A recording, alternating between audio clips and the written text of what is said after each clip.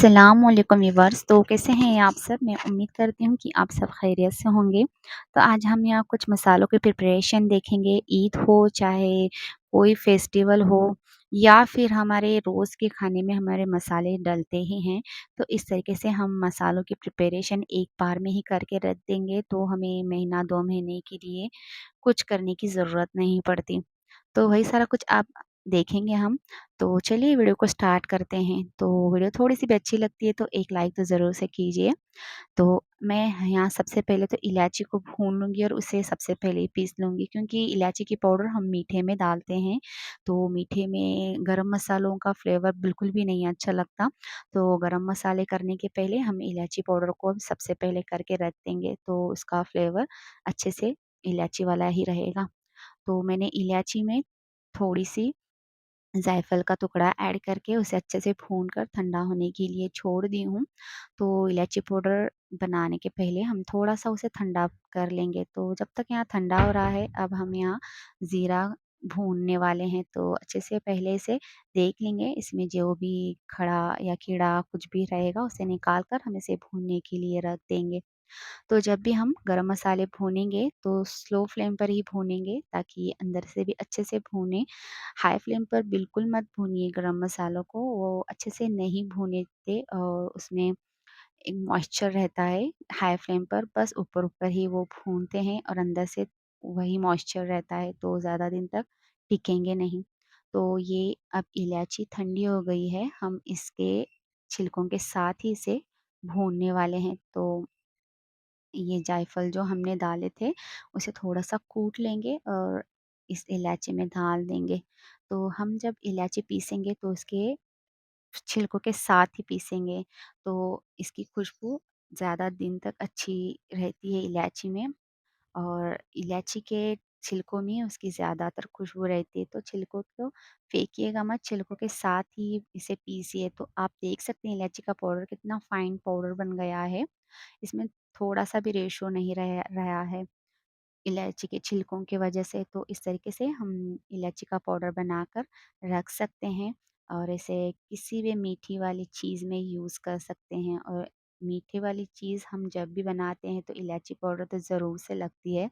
मीठा इलायची के पाउडर के बगैर अधूरा है। तो अब ये इलायची की पाउडर रेडी है हमें कोई भी मीठी वाली चीज़ बनाने के लिए। तो इसे साइड में रख देते हैं। अब ज़ीरा ले लेते हैं। तो ज़ीरा भी यहाँ अच्छे से भून गया है, इस तरीके से क्रिस्पी सा होना चाहिए ज़ीरा, तब तक हमें इसे अच्छे से भूनना है। तो यहाँ इसे अब ठंडा होने के लिए छोड़ देते हैं, तब तक दूसरा मसाला इसमें डाल देते हैं भुनने के लिए। तो यहाँ अब मैं काली मिरी को डाल दी हूँ। तो काली मिरी तो ज़रूर से लगती है, ईद हो चाहे कोई फेस्टिवल हो या फिर कोई हमारे घर पे मेहमान आने वाले हों या फिर कबाब वग़ैरह बनाने हों, तो काली मिरी तो ज़रूर से डलती है। तो अब ये ज़ीरा ठंडा हो गया था और मैं इसे पीस कर इसे एक कंटेनर में डाल कर रख दूँगी। तो अब यहाँ काली मिरी भून रही है, तब तक हम यहाँ धनिया पाउडर भी बनाने वाले हैं। तो उसके लिए यहाँ धनिया को अच्छे से देख लेते हैं। इसमें कीड़ा वगैरह भी रहता है तो इसे अच्छे से छान लीजिए पहले और उसके बाद ही इसे भूनिए। तो इस तरीके से अगर हम गरम मसाले घर पे ही बना कर रखते हैं तो एकदम सस्ते भी पड़ते हैं और इसकी खुशबू ज़्यादा रहती है क्योंकि हम इसे घर में भून कर पीसते हैं तो इसकी खुशबू ज़्यादा दिन तक रहती है और अच्छी भी रहती है इसकी खुशबू। अगर हम बाहर से लाते हैं गरम मसाले या धनिया पाउडर या ज़ीरा पाउडर, उसमें थोड़ी सी भी खुशबू नहीं रहती क्योंकि भुना हुआ नहीं रहता वो। तो आप कोशिश कीजिए कि ये सारे मसाले घर पे ही पीस कर रखें। ज़्यादा इसमें कोई मेहनत नहीं है, बस इसे देखना है, भूनना है और पीसना है, बस इतना ही रहता है। तो कोशिश कीजिए कि घर पे ही इन मसालों को रेडी करके रख दें।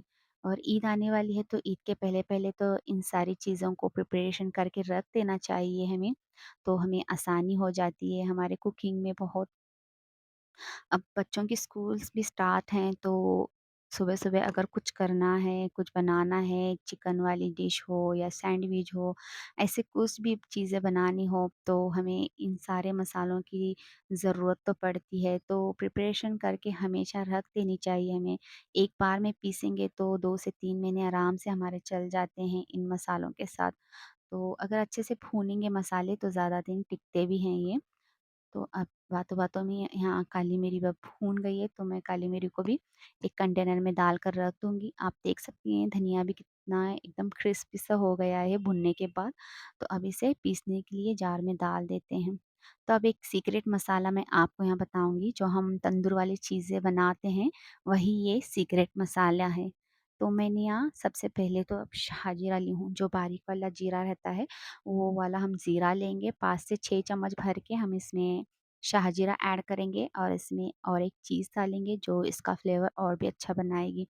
तो हम अजवाइन डालेंगे इसमें जो हाँ, ये अजवाइन है, अजवाइन हम इसमें 2 चम्मच भर के ऐड करेंगे। तो बस इस 2 चीज़ों से ही इसका फ्लेवर इतना अच्छा आता है। जो भी हम तंदूर वाली चीज़ बनाएँगे तो ये मसाला ऐड कर दीजिए। उसकी खुशबू बिल्कुल बाहर जैसी आएगी, तंदूर की चीज़ बिल्कुल बाहर जैसी बनेगी, कोई भी हो फिर वो चीज़। तो ये आप मसाला ज़रूर से ट्राई कीजिए। इसमें तंदूर वाला फ्लेवर रहता है, तो तंदूर की चीज़ों में से ज़रूर से ऐड कीजिए। तो इसे अच्छे से भूनेंगे स्लो फ्लेम पर ही। तो यहाँ मैंने धनिया भी भून ली थी और पीस भी ली थी। तो कंटेनर डालने के बाद कंटेनर में से थोड़ा-सा ये मसाला रह गया था, तो मैं इसे एक पॉलीथीन में डालकर इसे अच्छे से रैप करके रख दूँगी ताकि ये ख़राब ना हो। तो ये धनिया पाउडर अब रेडी है, इसे हम रैप करके साइड में रख देंगे। तो ये अब जब तक मैं काम कर रही थी तब तक ये भी अब जो मैंने शाहजीरा और अजवाइन भून कर रखी थी वो भी अच्छे से ठंडा हो गया था। अब इसे हम पीस देंगे। तो अब हम गरम मसाले की क्वांटिटी देखेंगे। हम बिगिनर हैं तो गरम मसाले की हमें इतना नॉलेज नहीं रहता। तो इस तरीके से हम अपना एक क्वांटिटी के हिसाब से हम एक मेजर रखेंगे तो गरम मसाला एकदम सही से होगा। मैं भी एक बिगिनर हूँ और इस तरीके से अपने कामों को सारे कामों को मैनेज करती हूँ। अगर बड़े घर में हैं तो उन्हें पूछ-पूछ कर हम बना सकते हैं हर एक चीज़। लेकिन अगर पीछे अगर कोई नहीं है तो हम हमें ही सारा मैनेज करना पड़ता है। सारा घर का काम हो चाहे वो बाहर का काम हो, सारा कुछ हमें ही मैनेज करना पड़ता है।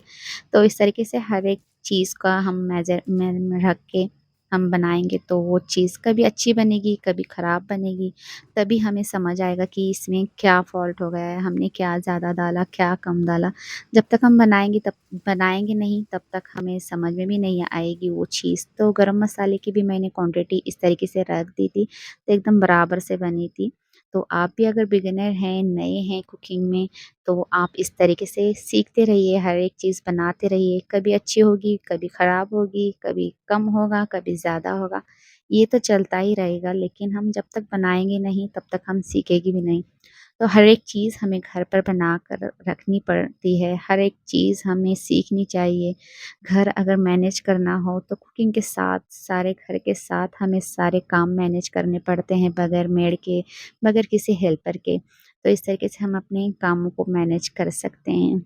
तो हर एक का काम करने का तरीका अलग रहता है, हर एक का मैनेज करने का तरीका अलग रहता है, तो हम इस तरीके से हर एक चीज़ सीख सकते हैं। अगर हमें कोई चीज़ बनानी आती भी नहीं है, तो इस तरीके से हम सीख सकते हैं।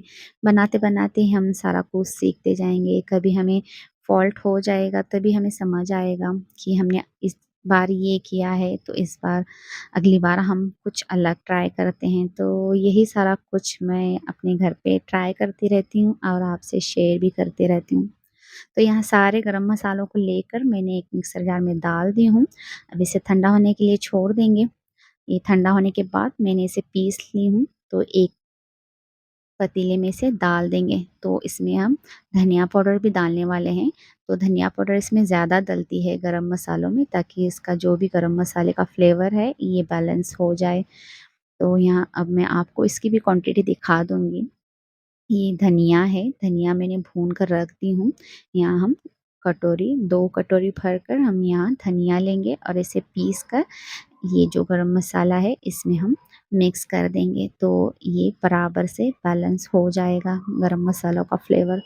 तो इस तरीके से हम घर पर हर एक मसाला बनाकर रख सकते हैं और हर एक चीज़ सीख सकते हैं।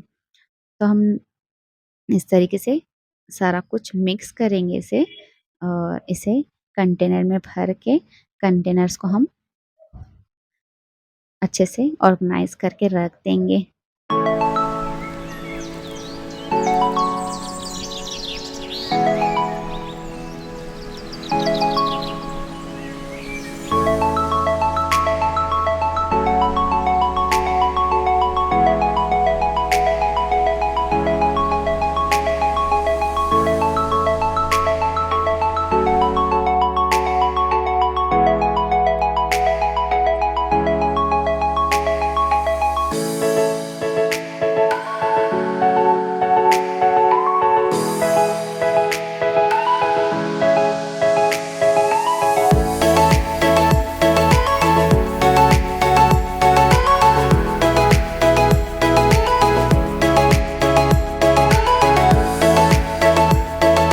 तो अब यहाँ मसाले वगैरह सेट करके मैं आ गई थी बच्चों के बुक्स को कवर बिठाने के लिए। तो अब स्कूल स्टार्ट हो गए हैं, तो ये एक ज़िम्मेदारी वाला काम है कि उनके बुक्स को कवर बिठा के दो। तो इस तरीके के अगर हम काम करेंगे, तो बच्चों को भी साथ में लेकर किया करें ताकि वो भी सीखें इस तरीके के काम। तो उन्हें भी इंटरेस्ट आएगा इस तरीके के काम में और सीखेंगे भी वो।